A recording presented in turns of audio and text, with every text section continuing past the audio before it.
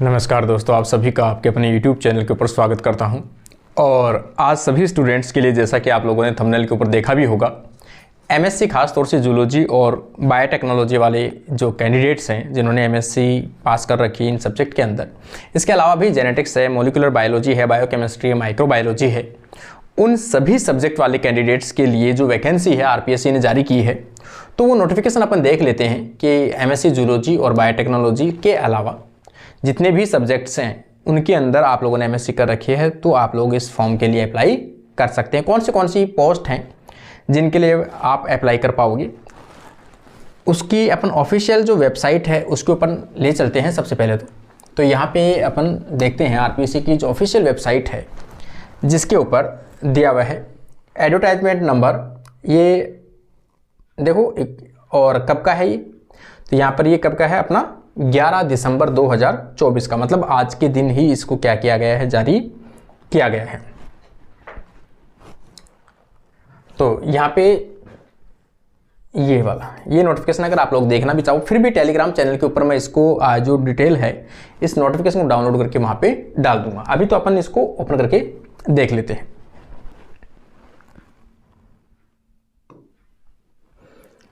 तो ये इसका जो डिटेल नोटिफिकेशन है वो यहाँ पे डाउनलोड होगा, तो अपन वन बाय वन अपन देख लेंगे।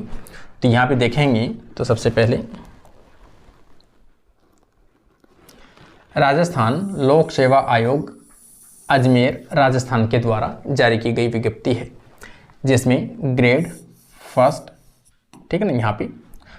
और यहाँ पे जो भी वैकेंसी है, देखो यहाँ के लिए राजस्थान फोरेंसिक विज्ञान सेवा अधिनियम या नियम 1979 के अंतर्गत वरिष्ठ वैज्ञानिक अधिकारी सीनियर साइंटिफिक ऑफिसर के पद हैं वो जारी किए गए हैं। किसके पद हैं ये? सीनियर साइंटिफिक ऑफिसर के पद हैं, और कुल 14 पद हैं। क्योंकि इतनी बड़ी जब वैकेंसी आती है तो उनमें पद हमेशा कम होते हैं, क्योंकि काफ़ी फर्स्ट ग्रेड की वैकेंसी है जिसे फॉरेंसिक डिपार्टमेंट के तहत आपको लिया जाएगा, जिसमें से ये नोटिफिकेशन जो दिया हुआ है वो कैटेगरी वाइज पहले से डिवाइड किया गया है। जैसे तो यहाँ पे आप देखोगे, अपन प्रत्येक जो कैटेगरी वाइज है वो देख लेते हैं। नेम ऑफ पोस्ट, कौन सी पोस्ट है वो दी गई है, और ये इनके सीरियल नंबर दिए गए हैं। यहाँ पे आप देखोगे सबसे पहली जो है सीनियर साइंटिफिक ऑफिसर, ये सबसे बड़ी जो पोस्ट है वो वाली है जो डीएनए डिवीज़न के अंदर रहेगी। तो यहाँ पे अपन देखेंगे जनरल कैटेगरी, और यहाँ पे एससी कैटेगरी, एसटी कैटेगरी और ओबीसी कैटेगरी है, और एमबीसी कैटेगरी है, और ईडब्ल्यूएस कैटेगरी दी गई है। तो ये कैटेगरीज आ गई। तो सबसे पहले अपन देखेंगे सीनियर साइंटिफिक ऑफिसर जो है एसएसओ की जो वैकेंसी है वो कितनी है। टोटल वैकेंसी 4 है। 4 में से आप डिवाइड करके देखोगे, जनरल के अंदर 1 है, एक जनरल की वुमेन है, एक एससी का है जो क्या है जनरल सीट है, एसटी में नहीं है, एक ओबीसी के अंदर से लिया गया है, और आगे एमबीसी में भी नहीं है। सेकंड आप देखोगे सीनियर साइंटिफिक ऑफिसर, ये अलग में आएगा। साइबर फॉरेंसिक डिवीजन, ये अलग अलग डिवीजन जो हैं उनके अंदर वैकेंसी है। यहाँ पर ये डीएनए डिवीजन के अधिकारी हैं, ये साइबर फॉरेंसिक डिवीजन जो है उनके अधिकारी हैं। इसमें जो वैकेंसी है वो कितनी है आपकी? 3 वैकेंसी है, 3 पद हैं। इसमें से जनरल में एक तो सामान्य जनरल और एक वुमेन जनरल महिला का 2 सीटें हैं। तीसरी सीट जो है वो भाई आपकी ओबीसी के अंदर निकली है, ओबीसी में भी जनरल सीट है। तीसरी आप देखोगे senior scientific officer biology division. अब ये जो बायोलॉजी डिवीजन वाला जो है यहाँ पे आप लोग अप्लाई कर पाओगे। यहाँ पे देखो कितनी वैकेंसी है, 2 वैकेंसी है, जिसमें से एक तो जनरल की ओपन है, मतलब सभी के लिए है, और एक जो है वो एससी की दी गई है। एससी में के अंदर क्या है, जनरल सीट है। Senior scientific officer document division, ये डॉक्यूमेंट डिवीजन के अंदर है, जिसमें एक ही वैकेंसी है, और ये एक वैकेंसी भी जो है वो किसकी है भाई, ओबीसी के लिए निकाली गई है। अगले अपन देखेंगे सीनियर साइंटिफिक ऑफिसर टैक्सोलॉजी डिवीजन, ठीक है ना। टैक्सोलॉजी डिवीजन के अंदर भी 1 सीट है और 1 सीट किसकी है, जनरल की है, ओपन सीट है। यहाँ पे देखोगे अगली फिजिक्स डिवीजन, फिजिक्स डिवीजन के अंदर दी गई है, ये भी सिंगल सीट है और सिंगल किस में है भाई, एससी के अंदर सीट निकली है। अगली है सीरोलॉजी डिवीजन में, सीरोलॉजी डिवीजन में भी सिंगल सीट है और ये किस में गई है, ओबीसी के अंदर 1 सीट है वो निकली है। अगली है नारकोटिक टेस्ट। नारकोटिक जो टेस्ट होता है अपन जानते हैं क्राइम के अंदर किया जाता है, जो उसकी माइंड की रियलिटी जो थॉट है वो चेक करने के लिए किया जाता है नारकोटिक टेस्ट। उसके लिए एक वैकेंसी जो है वो जनरल की महिला की निकली है भाई, इसमें केवल 1 सीट है वो भी महिला के लिए है। इस प्रकार से टोटल जो सीट है वो कितनी है, 14 जो सीट है वो टोटल दी गई है। अब अपन देखेंगे सबसे इम्पोर्टेंट बात है कि इसमें जो क्वालिफिकेशन है, एलिजिबिलिटी क्राइटेरिया है, कौन से कैंडिडेट है जो इन वैकेंसीज को फिल कर सकता है फॉर्म को। जब यहाँ पे पद क्रम संख्या 1 के लिए क्या क्या क्वालिफिकेशंस आपको आवश्यकता रहती है, एमएससी किसमें, सेकंड डिवीजन, ठीक है ना। सेकंड डिवीजन मतलब 55% तक यदि किसी के एमएससी में परसेंट है 55, तो वो क्या कर पाएगा, अप्लाई कर पाएगा। वैसे तो सेकंड डिवीजन जो है वो 50 से ऊपर होती है, लेकिन ये कैटेगरीज वाइज में अगर मांगेंगे तो ये 55 मांग सकते हैं, लेकिन 50 से ऊपर वाले जो कैंडिडेट हैं वो अप्लाई कर पाओगे। इसमें देखो एमएससी जो है वो आपकी किस ब्रांच में होनी चाहिए, तो यहाँ पे आप देखोगे सबसे सिंपल, जूलॉजी में यदि किसी कैंडिडेट के पास में एमएससी है देन वो अप्लाई कर सकता है। मॉलिक्यूलर बायोलॉजी वाला कर सकता है, बायोटेक्नोलॉजी वाला कर सकता है, बायोकेमिस्ट्री, माइक्रो बायोलॉजी और genetics, university established by the law of India, और यदि इसके अलावा MSc with at least second division forensic science. देखो फॉरेंसिक साइंस की तो वैकेंसी है तो वो तो अप्लाई करेंगे ही करेंगे, स्पेशलाइजेशन अलग अलग हो सकती है इनकी। सेकंड अगर अपन देखेंगे B, certificate diploma in computer science. इसमें क्या क्या चाहिए आपको, पहला तो आपको डिग्री चाहिए और बी आपको क्या चाहिए, certificate diploma in computer science के अंदर डिप्लोमा चाहिए, computer application degree with at least 1 subject of computer science और computer application from university established by the law university. तो ये जो है वो आप लोग देख लेना। इसमें 2 ईयर वर्किंग एक्सपीरियंस चाहिए, सी पॉइंट जो है 2 साल का experience in field of the forensic DNA.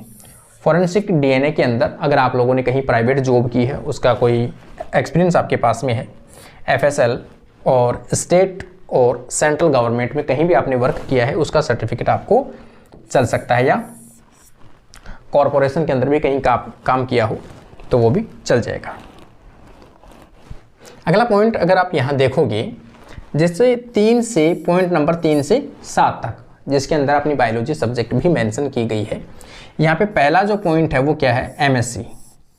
MSc होनी चाहिए विद एटलीस्ट सेकेंड डिवीजन में होनी चाहिए, और सब्जेक्ट क्या होना चाहिए उसका एमएससी के अंदर, जूलॉजी सब्जेक्ट रहा हो, मॉलिक्यूलर बायोलॉजी रहा हो, बायोटेक्नोलॉजी रहा हो, क्वालिफिकेशन वही है, बायोकेमिस्ट्री रहा हो, माइक्रोबायोलॉजी रहा हो और जेनेटिक्स रहा हो। और यहाँ पर देखेंगे MSc with at least second division forensic science जो भी रही है, उनमें बायोलॉजी, सीरोलॉजी, ये कोई भी उसके सेमेस्टर 3rd 4th कहीं ना कहीं उनमें होनी चाहिए। उसके साथ में मिनिमम 6 मंथ ड्यूरेशन की आपका क्या होना चाहिए, स्पेशलाइजेशन कोर्स होना चाहिए, मतलब स्पेशल पेपर आपका होना चाहिए। फॉरेंसिक बायोलॉजी साइंस, जूलॉजी यहाँ पे देखा, and forensic biological science, zoology, botany as 1 subject in bachelor science. Botany zoology में से एक जो है वो बीएससी सब्जेक्ट में आपका होना जरूरी है, ठीक है। कई बार हो सकता है आपने बीएससी में कोई और सब्जेक्ट रखे हों, बॉटनी जूलॉजी में से दोनों ही नहीं हो, तो वहाँ पर एक सब्जेक्ट आपका होना जरूरी है। सेकेंड पॉइंट वही है आपका कि इसमें कंप्यूटर साइंस के अंदर आपका कोई ना कोई एक डिप्लोमा की आवश्यकता पड़ेगी। सी में 2 साल का आपको एक्सपीरियंस रहेगा, एफएसएल ऑफ ए स्टेट और सेंट्रल गवर्नमेंट और सिमिलर एक्सपीरियंस और कॉरपोरेशन, ठीक है ना। चौथा पॉइंट में यदि आप देखोगे MSc with at least second division physics और केमिस्ट्री, जो भी वो पॉइंट बताया था मैंने फिजिकल वाला, उसमें किसकी एमएससी चाहिए भी, फिजिक्स और एमएससी केमिस्ट्री में होनी जरूरी है। उसके साथ में आगे सेम ये रहेगा, बी डिप्लोमा चाहिए, सी 2 साल का क्या चाहिए आपको एक्सपीरियंस चाहिए। 5 से 8 नंबर जो पॉइंट है, 5 से 8 नंबर, जिसमें डिवीजन जो है वो अलग अलग केमिस्ट्री इस्टेब्लिशमेंट जो भी है आपकी, लेकिन आप लोग ओवरऑल जो कैंडिडेट हैं वो अप्लाई कर सकते हैं जिन्होंने जूलॉजी और ख़ास तौर से जो ब्रांच अपने बताई है, बायोटेक्नोलॉजी है, मोलिकुलर बायोलॉजी है, जेनेटिक्स है, बायोकेमिस्ट्री है, वो सब्जेक्ट वाले सभी कैंडिडेट्स हैं इस फॉर्म को अप्लाई कर सकते हो। तो एक बार ज़रूर अप्लाई करें कि हो सकता है, क्या पता अगर आप इस चीज़ के लिए एलिजिबल हो और आप तक ये न्यूज़ ना पहुंची हो तो आप लोग और इससे रिलेटेड और भी कोई कैंडिडेट हो जिनको आवश्यकता हो, वहाँ तक ये वीडियो है ज़रूर शेयर कीजिए आप लोग, ताकि सभी कैंडिडेट्स के पास ये वीडियो है वो पहुँच सके।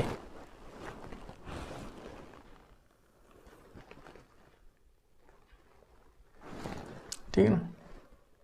आयु सीमा वही है, आयु सीमा देखोगे आप तो 21 मिनिमम है और 40 मैक्सिमम है। ये आपका कॉमन जो टर्म्स हैं, सभी कंडीशंस है वो फिक्स रहेगा राज्य सरकार के नियमानुसार। आपका प्रोविजनल जो टाइम पीरियड रहेगा उसका मासिक वेतन जो है वो फिक्स रहेगा। आपका पे स्केल जो है, मैट्रिक्स लेवल जो है वो आप कितना रहेगा, 15 रहेगा। और यहाँ कॉमन जो पॉइंट दिए गए हैं सभी वही हैं। अपने जो काम की जो चीज़ है, अगला जो पॉइंट है आपका कि आप लोग इस फॉर्म को अप्लाई कब कर सकते हो, तो यहाँ पे आप देखोगे आवेदन अवधि। ठीक है ना। पेपर जो है ऑनलाइन या ऑफलाइन मोड में हो सकता है, सभी ऑब्जेक्टिव होंगे। विस्तृत पाठ्यक्रम आयोग की साइट पर पृथक रूप से डाल दिया जाएगा। यहाँ पे दिया हुआ है चयन प्रक्रिया, अभ्यर्थियों का चयन लिखित परीक्षा रिटन टेस्ट के माध्यम से किया जाएगा। आवश्यकता पड़ने पर आयोग द्वारा उत्तर पुस्तिका के मूल्यांकन, स्केलिंग, मॉडलिंग या नॉर्मलाइजेशन सामान्यकरण पद्धति को अपनाया जा सकता है। जो भी होगा वो आगे बता दिया जाएगा। आवेदन की अवधि अगर अपन देखेंगे तो यहाँ पर 19 दिसंबर से लेकर आप लोग अप्लाई कर पाओगे 17 जनवरी 2025 तक, रात्रि 12 बजे तक। इसका मतलब आपको 19 दिसंबर से आप लोग अप्लाई कर पाओगे 17 जनवरी तक, और आपका अप्लाई करने का जो माध्यम है वो वहीं रहेगा, SSO ID के थ्रू जो आप लोग अभी तक करते आए हो, सेम वही मेथड जो है वो आपको अप्लाई करना है। तो किसी भी कैंडिडेट को इसकी आवश्यकता हो, और कैंडिडेट कोई भी हो जो आपको MSc में इस प्रकार से किया है, आप लोगों ने कभी फोरेंसिक लैब में या कोई प्राइवेट में कहीं आपने काम किया है, 2 साल का एक्सपीरियंस किया है, तो आप लोग इसको अप्लाई कर पाओगे। तो ये छोटा सा एक नोटिफिकेशन था, उम्मीद करता हूँ आपको पसंद आया होगा। Thank you guys.